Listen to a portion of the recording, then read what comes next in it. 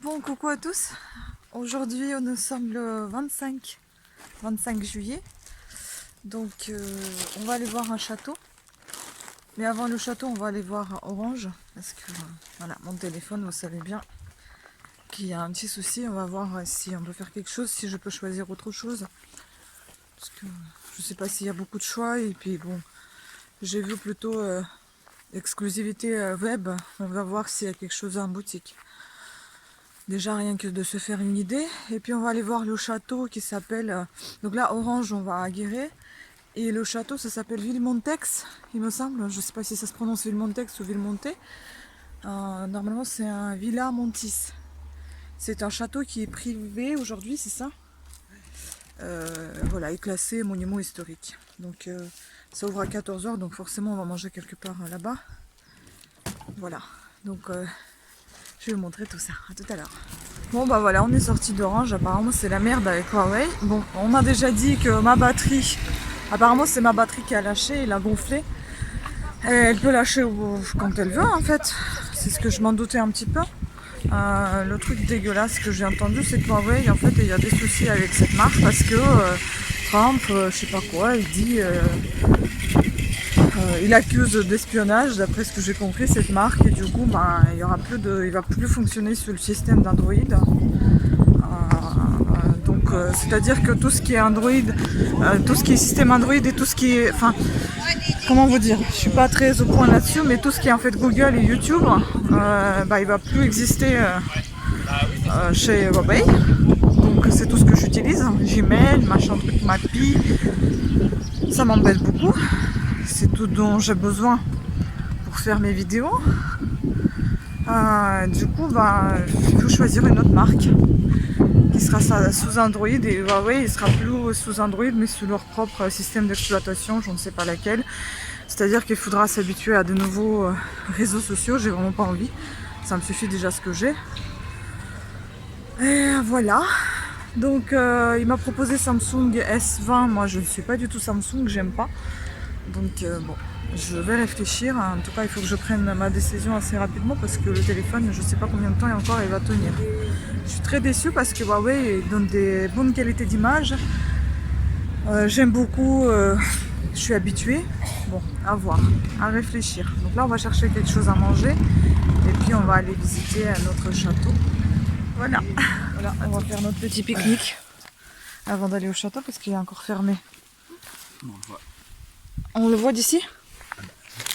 Voilà, on voit ici un petit un mur là qui apparaît du château. Et là, voilà, on est dans les champs. Hein. Donc voilà, on va manger. Et bon voilà, on va manger. Et après on va aller visiter parce qu'il est moins 10, moins 20, je sais pas. Ouais, il est moins 10, moins 5 même déjà. Donc après, il est moins 10, moins 5. Il est moins 10. Donc on va aller... désolé hein, si je baille. Donc on va y aller après, on va manger. On va aller visiter le château. Voilà, donc on est arrivé au château de Villemontex. Et on va le visiter. Il est très très beau de l'extérieur en tout cas. Très joli château.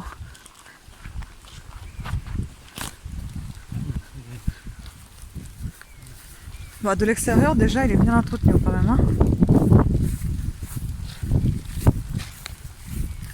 On va enfiler les masques. Oui. C'est pour nous? Non, c'est pas pour nous. J'espère. Sur quelques films. Ouais. Bonjour. Oui. Oui. Ok, très bien. Ça, vous pouvez aller à l'accueil et puis je pense qu'on part dans 5 minutes. D'accord. Vous arrivez au D'accord. bon moment. Ok, merci. Je vous en prie. Oui. J'ai fait là. Voilà le passeport. Voilà. Quand vous avez un tampon, vous avez une réduction sur les autres sites. D'accord. Ouais, c'est la même chose en fait ce qu'on a. C'est la même chose. Ouais. Si ce n'est que ça, c'est celui du département, ça c'est privé.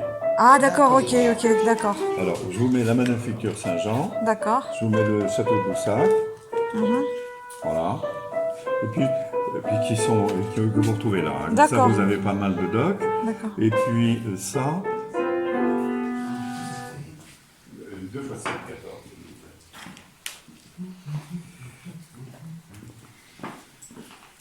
fois, puis après, on s'en va démarrer.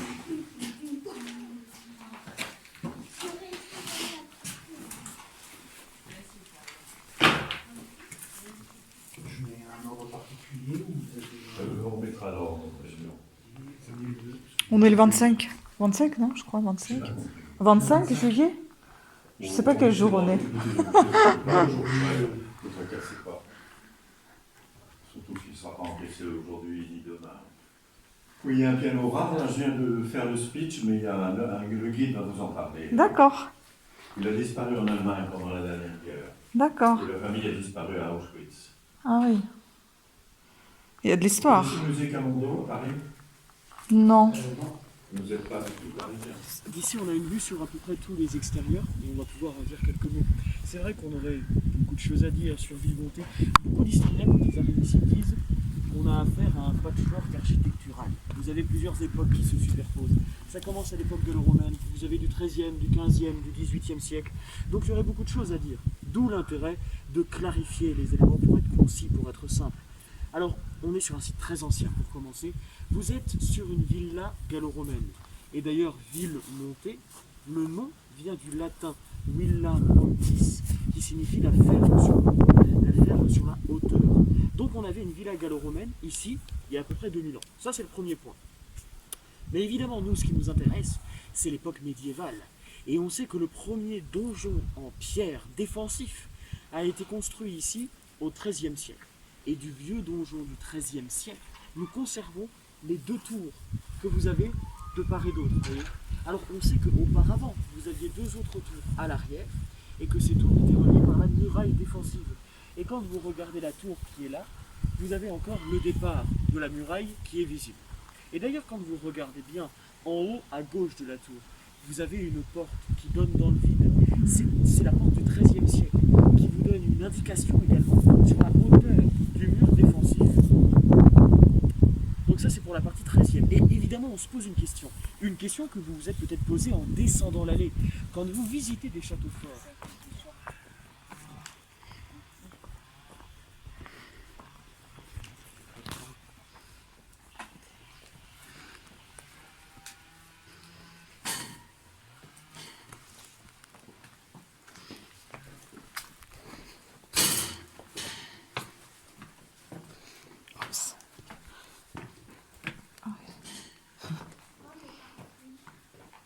C'est joli.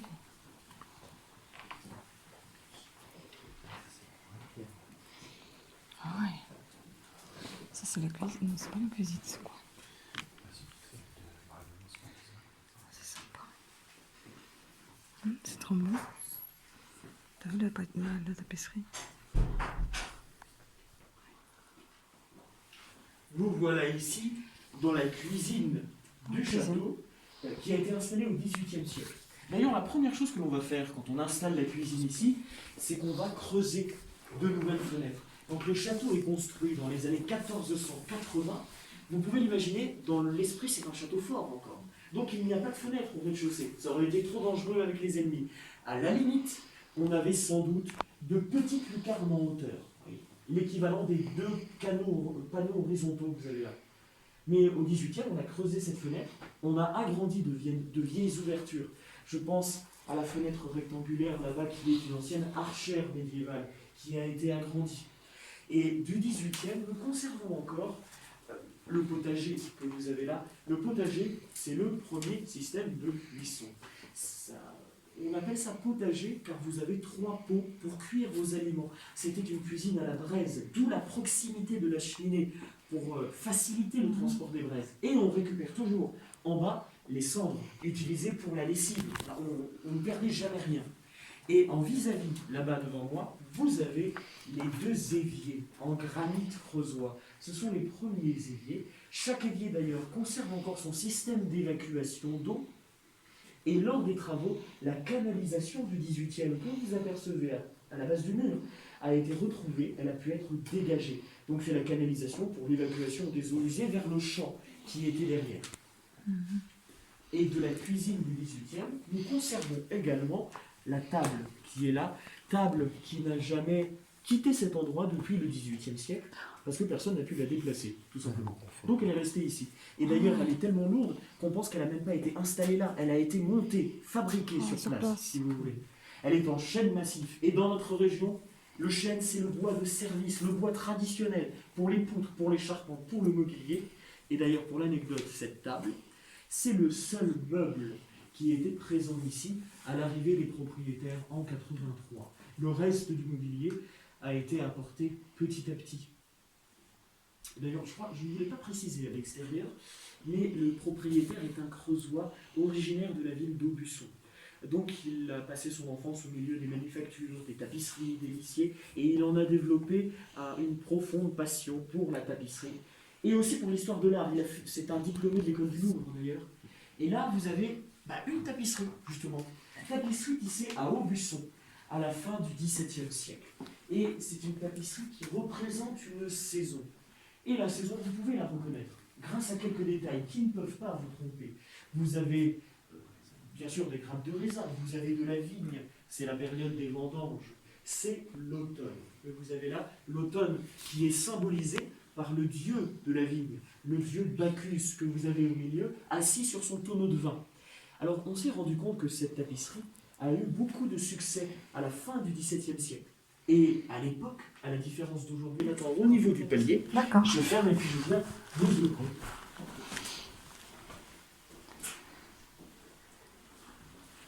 L'escalier du XVIIIe siècle.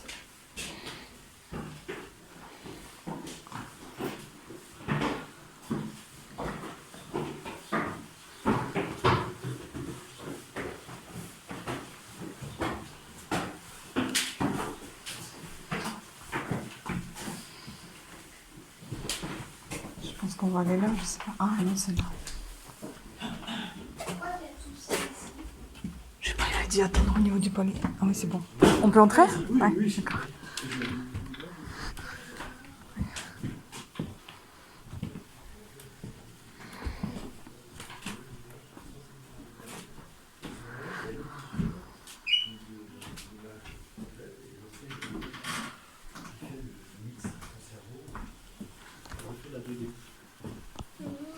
La 3D.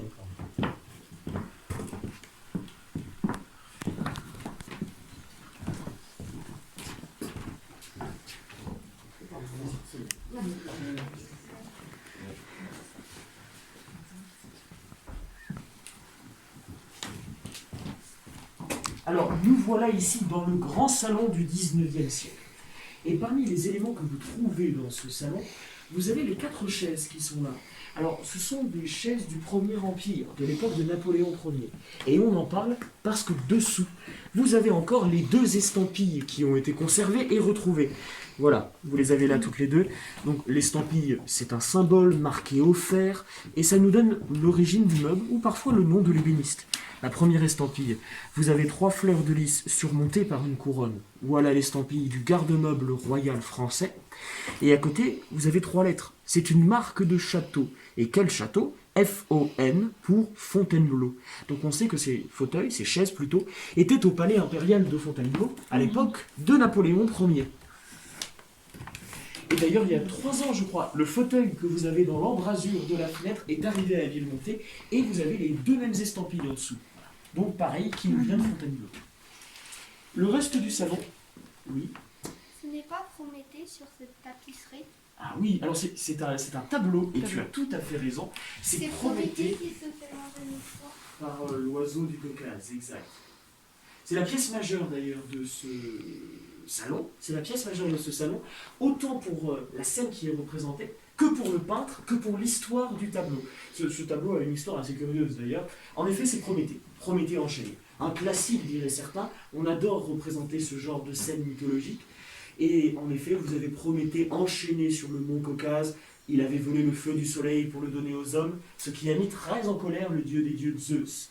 Et pour que le supplice soit... Les oiseaux coquins le mangea le foie la nuit et le le jour, et la nuit le son foie repousse. Exact, c'est l'histoire horrible de Prométhée. Là, vous avez un vautour, l'oiseau de la mort, mais selon la légende, c'est un aigle qui vient manger le foie tous les jours. Mais le tableau a été peint en 1814, sous le règne de Napoléon. Et peindre un aigle dans le rôle du méchant, peut-être pas vraiment quelque chose à faire à l'époque. Et en effet, tableau qui date de 1814, et quand vous regardez de près, vous avez ici la signature du peintre. Vous pouvez lire Guillaume Descamps. Guillaume Descamps qui était le peintre officiel du roi de Naples, le fameux prince Murat, le beau-frère de Napoléon Ier. Ce tableau, je vous l'ai dit, il est peint en 1814. Et la même année, il est exposé au salon du musée du Louvre. Et quand le tableau était au Louvre, les critiques ont été assez positives sur le tableau. Mais quand le salon a été terminé, bien le tableau a été décroché. Et il a complètement disparu, volatilisé. Et encore aujourd'hui, on est bien incapable de vous dire ce qui est arrivé à ce tableau après 1814. Mais il y a peut-être une trentaine d'années, à la fin d'une visite, un visiteur est venu voir le propriétaire et lui a dit « Écoutez monsieur, dans une de mes granges, j'ai un tableau représentant un homme et un oiseau. Dans ma famille, personne ne sait d'où vient ce tableau, mais j'ai décidé de vous en faire cadeau pour vous soutenir dans la restauration de Villemonté. Et c'est ainsi que ce tableau est arrivé à Villemonté après avoir été retrouvé dans une grange des environs. Et le tableau est arrivé ici, vous l'imaginez, il a été nettoyé, restauré, le cadre. Ouais.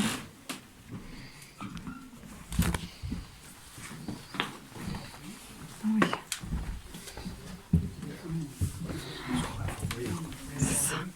C'est très beau. Ah, excusez-moi. Oh, regarde l'horloge là-haut. Magnifique.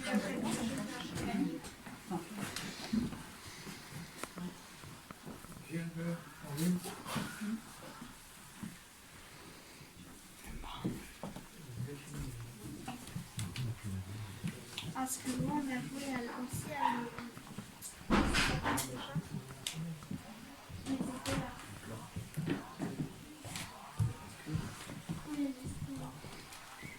Nous voilà maintenant au premier étage du château de Villemonté.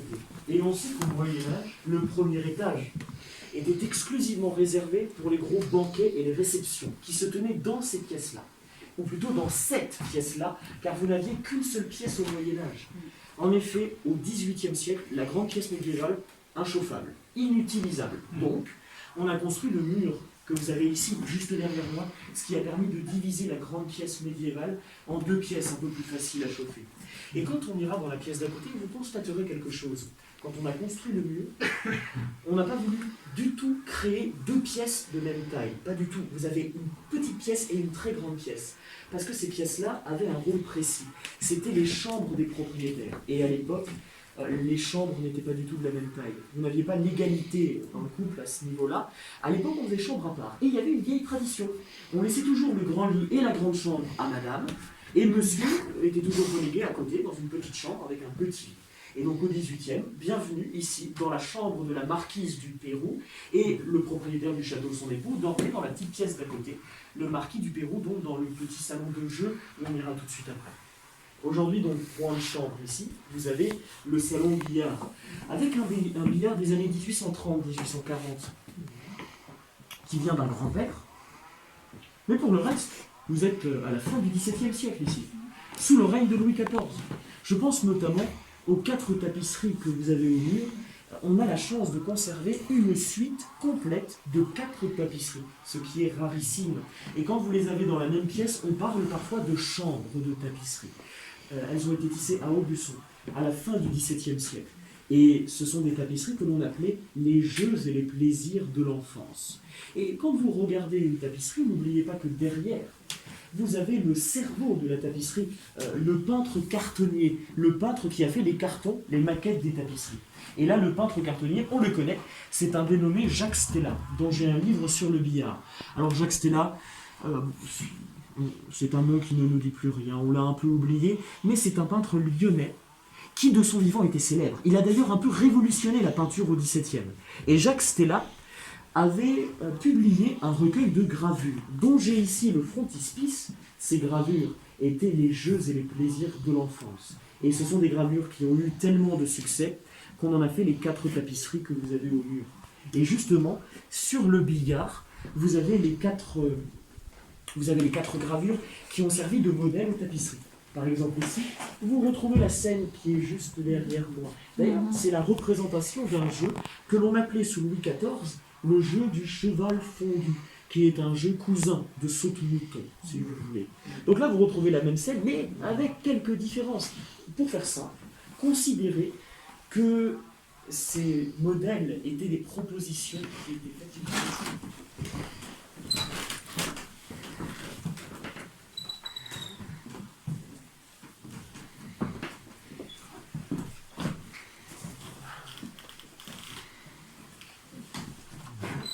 Là, pareil, vous êtes dans un petit salon avec des boiseries. Je vous l'ai dit, c'est l'ancienne chambre du marquis du Pérou. Bon, mais c'est une chance de conserver les boiseries que vous avez au mur. Il y a 35 ans, quand le propriétaire fait l'acquisition d'une montée, ici, on était dans la réserve de foin. C'était un entrepôt agricole. Et là, les boiseries étaient tombées au sol et elles étaient recouvertes par du foin. Et ça peut sembler paradoxal, mais le foin a très bien conservé les boiseries. Donc elles ont été nettoyées et réinstallées au mur, tout simplement. Alors, et pour le reste, vous êtes sous le règne du roi Louis XIV ici. Oui, bonjour. Oui. Oui, parce qu'on est 13 à peu près. On est 13. Il est sourd, c'est vrai.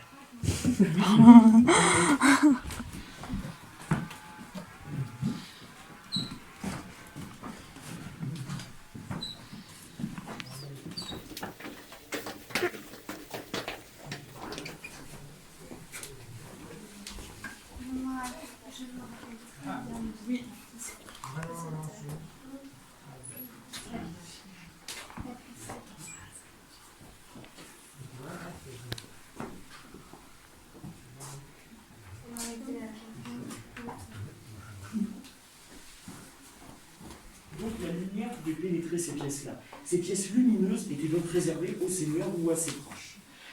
Mais là, vous êtes dans la partie qui a nécessité le plus de travaux. Alors, il y a 35 ans, quand le propriétaire arrive ici, toute la partie gauche était dans un état sinistré. Une partie des sols et des plafonds étaient complètement effondrés. D'ailleurs, levez les yeux. Vous voyez que la plupart des poutres ont été changées. Il y avait des problèmes d'humidité qui étaient causés par le mur ouest que vous avez là. Ce mur était gorgé d'humidité sur les 4 étages. Donc lorsque le bois était en contact avec le mur, le bois était pourri. Vous le voyez ici, tout est neuf, tout a dû être changé. Et d'ailleurs, ça a été le même problème pour la poutre principale, qui était pourrie du côté ouest, de ce côté-ci. Mais comme cette poutre était un peu trop longue, eh bien la partie pourrie de la poutre, elle a été sciée, et la poutre a été déplacée vers l'ouest, ce qui a permis de conserver la poutre d'origine. D'ailleurs, on le voit encore un peu, mais vers l'est, vous avez une partie de la poutre qui est un peu plus sombre. C'est la zone qui était dans le mur il y a quelques années et qui a été ressortie. Alors ensuite, dans cette pièce-là, vous avez derrière moi une tapisserie et vous en avez 3 autres dans la pièce d'à côté, où on va aller tout de suite.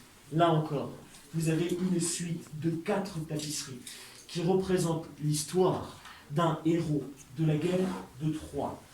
Et vous avez un détail pour reconnaître le héros. Achille, la flèche dans le talon, en effet, le talon d'Achille. Mort d'Achille, donc, qui a été causée par son ennemi juré, le prince de Troie, Paris, voilà, que vous retrouvez ici avec son arc et qui vient de tuer notre héros. Donc, on a les 4 tapisseries de l'histoire d'Achille, tissées à Aubusson dans les années 1670. Et d'ailleurs, les 4 tapisseries ont été classées monuments historiques. Elles ont pu être classées monuments historiques parce que vous le voyez, par exemple, cette tapisserie, elle a 350 ans.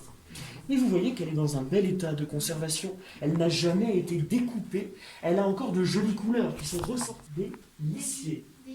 Des lissiers, exact, c'est ça. Oui, ça dépendait de la qualité qu'on voulait. Et donc on peut verrer les latrines du XVe siècle qui ont été conservées. À titre indicatif. C'est juste comme on appelle la fille alors. C'est pas Achille.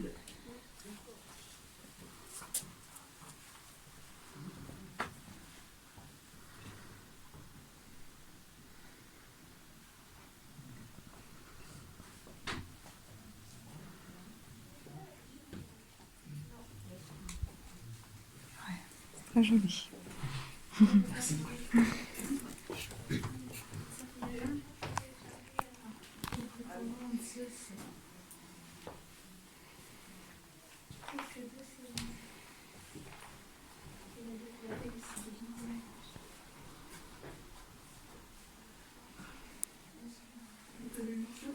C'est minuscule le lit.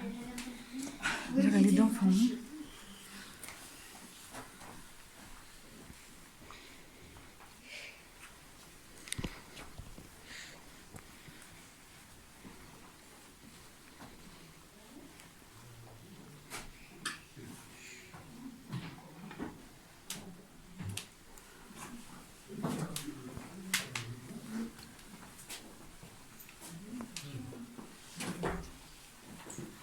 Regarde, attends. Regarde ici.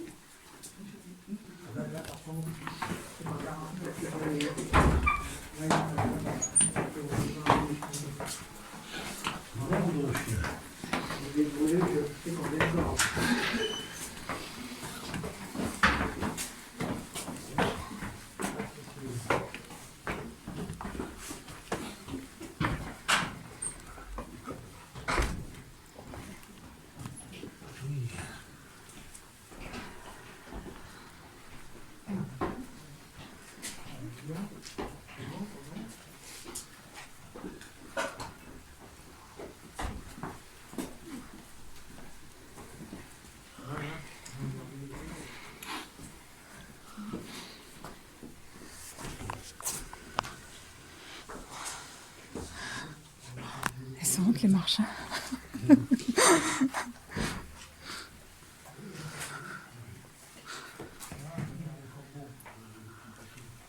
Il y a encore des gens derrière vous, monsieur. Merci. Ah, il y a 2 lits.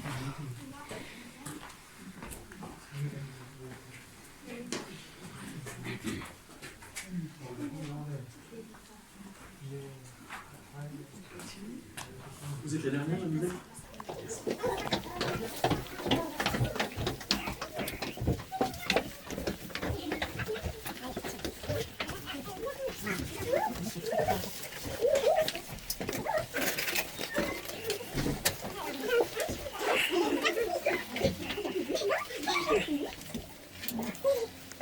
Mince.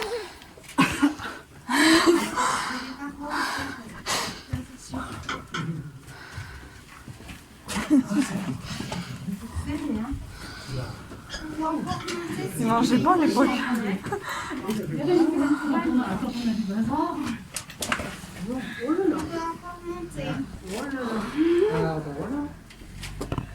Oh, c'est haut, hein, la vache. Ah ouais, c'est très haut. Oh, tiens.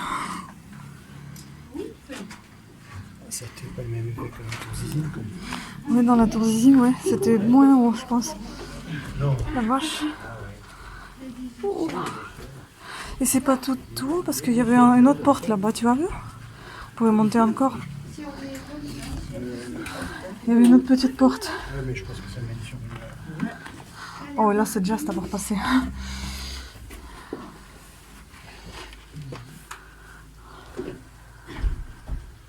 Est-ce qu'ils avaient des plans pour établir tout ça?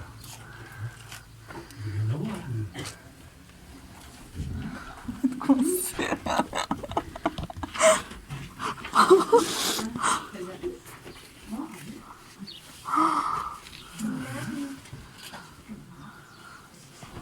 Oh, j'adore.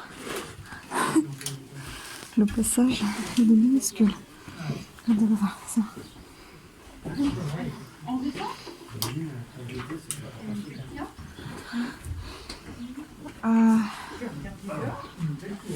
Est-ce que le bureau va passer là?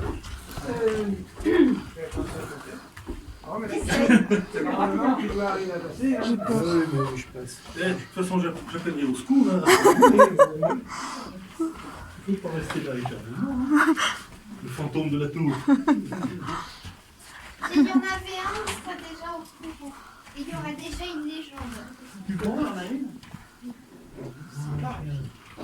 Il y a déjà des légendes sur la mythologie grecque ici, alors.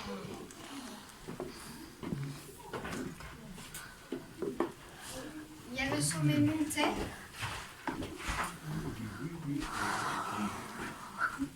On dit que c'était le reste de la village.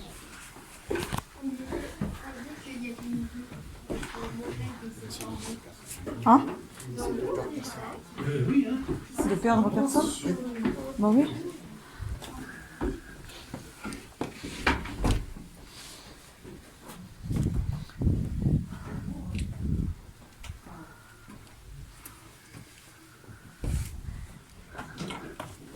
Aïe, merde. Tu feras attention, hein. C'est trop bas. Ah, parce que déjà, je suis pas grande, alors là, je me suis cognée. Oui. Ah, Casser une je me vis. suis bien cognée. Hein. Non, mais moi, il fallait que j'en fasse une, de toute façon. Non, je regarde même pas dans mon téléphone, je regarde les marches. Je le tiens juste, mais je regarde les marches, moi, des fois.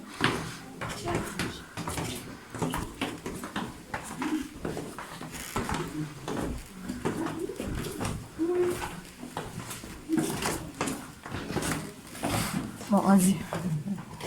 Pour mieux éviter des accidents.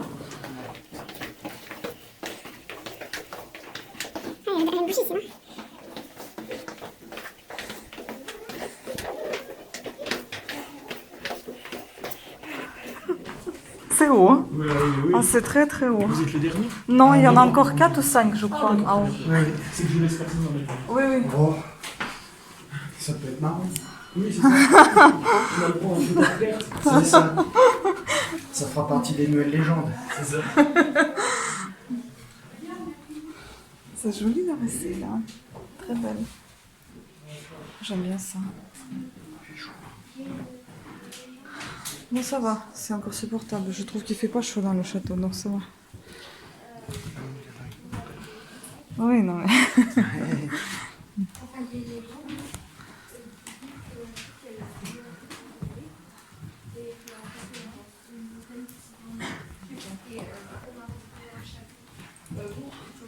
Ah, mais c'est ça qu'on voit sur la photo.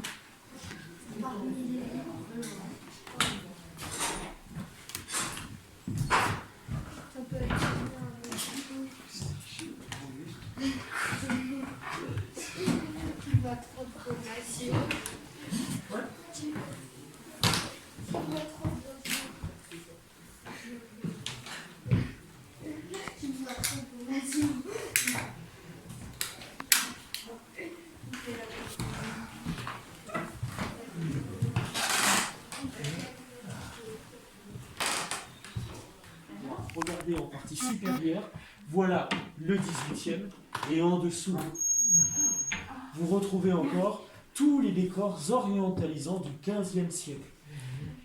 C'est aussi pour ça que Vilmontais est classé monument historique. Malgré les modifications du 18e, on n'a pas touché au décor d'origine. Donc vous avez une belle cohabitation entre le 18e et le Moyen-Âge.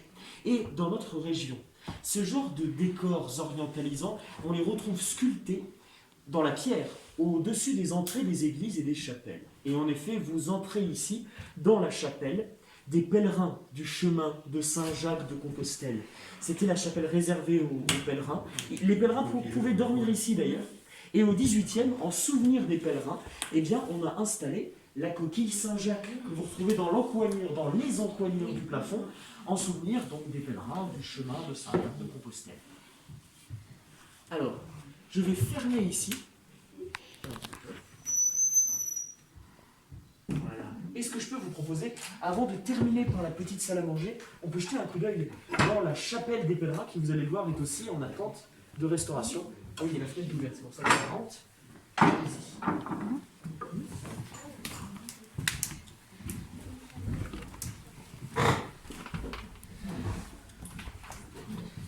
C'est chouette. Vous en faites pas.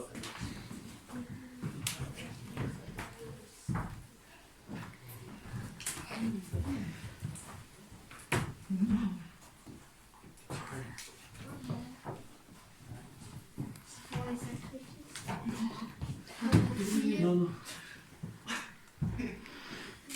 Les sacrifices humains sont plus ultra pratiqués. Non, c'est pas pour les sacrifices. Alors, vous voilà dans la petite chapelle des pèlerins. Alors, il y a quelques semaines, la tapisserie que vous avez ici vient d'être installée. Habituellement, elle est roulée dans les réserves. C'est la première fois qu'elle est visible du visiteur.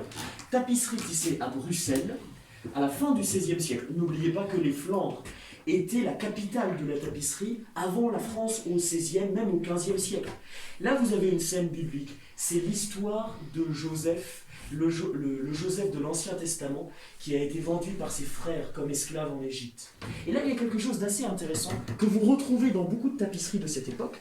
Regardez le ciel que vous voyez en haut. C'est un ciel qui est tout petit. À l'époque, on maîtrise très mal la perspective. Donc on a peur qu'en faisant un grand ciel, on brise le peu de perspective que l'on avait créé. Donc c'est ce que les historiens de l'art appellent un critère de datation. Plus le ciel est petit, plus vous remontez dans le temps dans le XVIe siècle. Plus le ciel est grand, plus vous avancez dans le temps. Dans cette chapelle, c'est récurrent. En dessous du XVIIIe, vous avez le XVe siècle qui est là et qui n'a pas bougé. Par exemple, le Christ en croix qui est juste là-bas, vous voyez, il est du XVIIIe siècle, ce Christ en croix. Mais avant d'être ici, ce tableau était au milieu de l'autel. Et on l'a enlevé, car en dessous du tableau XVIIIe, vous avez les décors rouges qui datent du XVe siècle. Et on peut encore aller plus loin, car ici, vous avez l'autel en bois du XVIIIe siècle.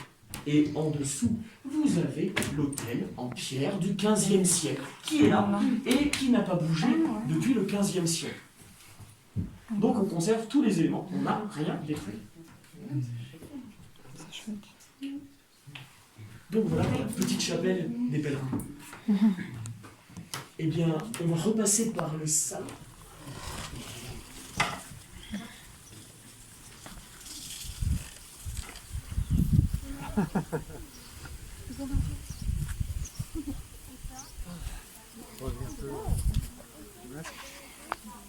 Le masque de fer.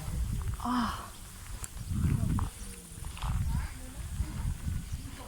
Les moutons. Oh non, c'est les vaches. Ah, j'ai cassé. Merde, j'ai cassé le masque. Derrière la digue, vous allez encore des étangs en cascade. Et les étangs en cascade, c'est typique des villas gallo-romaines. Donc on est sur un site ancien, on est sur une villa gallo-romaine. Et d'ailleurs, le chemin que vous avez là-bas, avec une croix plantée dessus, c'était une route à devenir la principale route commerciale de la région. Et comme nous connaissons de cette route à partir du seigneur de l'Utilité, le seigneur va installer un péage au pied du château. Considérable. C'est grâce à l'argent du péage qu'il a entretenu l'humanité. Et donc vous voyez que ce soit du côté militairement ou financièrement, le seigneur était l'un des plus puissants du voisinage au Moyen-Âge. Donc le fief de l'humanité était important jusqu'à la Révolution française.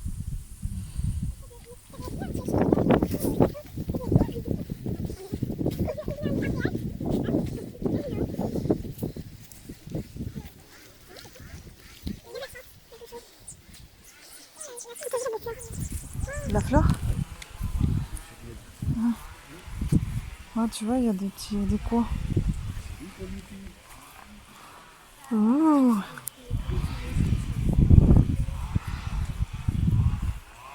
On va voir les pigeonniers peut-être. Oui. Le pigeonnier.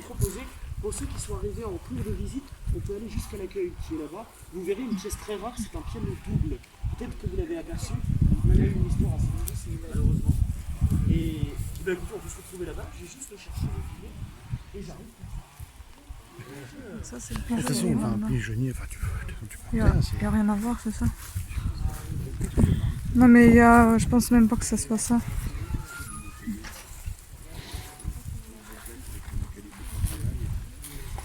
Oui, parce qu'il y a tout ce qui est travaux et tout. Matériel rangé. Oui, c'est ça, la famille Camondo. Ah Vous oui. venez de quelle région? 78, oui, des Yvelines. Des Yvelines. La Île-de-France. famille musée Camondo. Oui, C'est ce qu'il nous a dit aussi, on se répète un peu Ouais. dans la maison. Mais on ne connaît pas. Ouais. Après, C'est un très très très beau musée. Vous avez, c'est le plus beau musée au monde sur le XVIIIe siècle français. Voilà. Et ce piano, merci beaucoup madame. Et ce piano appartenait à la famille Camondo. Je vais avoir des mots rapides. Donc en effet, c'est un piano double. Alors déjà, c'est une rareté. Vous le voyez, c'est signé sur les pupitres. Vous avez Pleyel sur chaque pupitre. De ce que l'on sait, il n'y a que Pleyel qui a fait des pianos doubles. Et à l'origine, Pleyel a fait peut-être une trentaine de pianos doubles. Et aujourd'hui, on en retrouve une quinzaine dans le monde. Et parmi les 15, vous avez celui-ci, qui appartenait aux Camondos. Alors, les Camondos, pour faire simple, c'est une richissime famille juive turque de Banque, qui est arrivée en France sous Napoléon III. On les appelait les Rothschild de l'Orient, ils avaient une fortune colossale. À l'époque, le chef de la famille était le comte Moïse de Camondo. Moïse de Camondo, c'est un passionné du XVIIIe siècle français. Donc il va s'installer devant le parc Monceau et il va construire un superbe hôtel particulier de style Louis XVI. Une copie du petit Trianon de Versailles au milieu de Paris.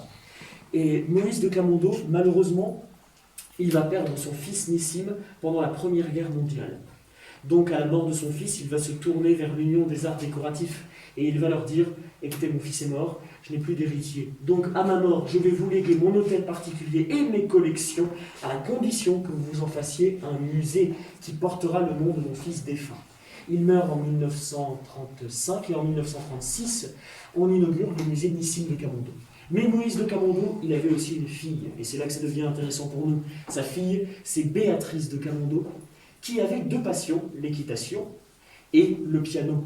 Voilà le piano qui appartenait à Béatrice de Camondo, et vous avez un piano double parce que c'est un cadeau que lui a fait son père, Moïse de Camondo, car le père et la fille étaient excellents pianistes. Donc ils pouvaient jouer ensemble sur ce piano. Et par la suite, Béatrice de Camondo avait épousé monsieur Léon Reynac, qui était aussi l'héritier d'une grande famille juive de Banque. Et c'était aussi un excellent pianiste. Donc ils pouvaient jouer ensemble sur ce piano. Le piano qui était situé dans leur résidence à Neuilly-sur-Seine. Et malheureusement, la Seconde Guerre mondiale éclate, et je vous l'ai dit, les Camondo et les Reynac étaient d'origine juive. Ils vont tous disparaître dans les camps de la mort à Auschwitz. Voilà, personne n'en reviendra. Et comme vous pouvez l'imaginer, le mobilier de la famille à Neuilly-sur-Seine a été pillé par l'occupant. Ce piano a fait partie du pillage. Il a été volé. Et il a été retrouvé, ce piano, en 1945, dans les bagages d'un général nazi, dans un train à Leipzig, en Allemagne. Et lorsque l'on a retrouvé ce piano, on ne savait pas du tout à qui il appartenait. Mais grâce au numéro de série que vous avez là, on a retrouvé les propriétaires, les Camondo. Mais comme les Camondo sont tous décédés, le piano a été rendu aux parents les plus proches de la famille. Monsieur et Madame Paul Reynac, le beau-frère et la belle-sœur de Béatrice de Camondo. Et Madame Yvonne Reynac était une amie des actuels occupants de Villemotté, et très gentiment, lors d'un déménagement, elle leur a fait cadeau du piano double qui est arrivé ici. Il est accordé à peu près tous les 2 ans. Il a été accordé lundi il y a 2 semaines, voilà, puisque pendant 1 semaine et demie, 2 pianistes venaient tous les matins pour s'entraîner un petit peu dessus, en préparation d'un concert, je crois. Donc voilà pour le piano double. Voilà. Bon, désolé, il y a un peu de bruit parce qu'il y a quelqu'un qui fait des gazons. Enfin bon, on est dans les champs. Voilà, on est sorti du château, c'était juste superbe. En plus, le gars qui nous a fait la visite, au top. Et en plus, il est parisien. Donc c'était génial, c'était juste génial. Et on a adoré, il a raconté tellement, avec tellement de... Enfin, ça venait du cœur, hein, c'était tellement intéressant ce qu'il a raconté. Et, il y avait tous les petits détails, c'était... Waouh, on a adoré. Bon, vous allez peut-être pas voir tous les détails dans la vidéo parce que je coupais par moment, parce que bon, je peux pas non plus, je pense, filmer toute la visite comme ça et la délivrer sur internet. Mais enfin, j'ai adoré, c'était vraiment superbe. Maintenant, il faut visiter notre musée qu'il nous conseille, qui est lié à ce piano, à ce fameux piano que vous avez vu à la fin. Voilà. Donc je vous reprends si on fait autre chose, sinon bah, je vous dis à demain.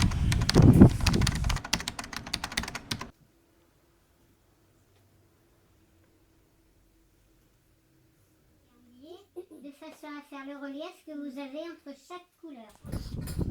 Voilà, donc on revient vers la ville, le centre-ville, et on va manger. Au resto, je ne sais pas où, on va manger et puis je continue mon reportage.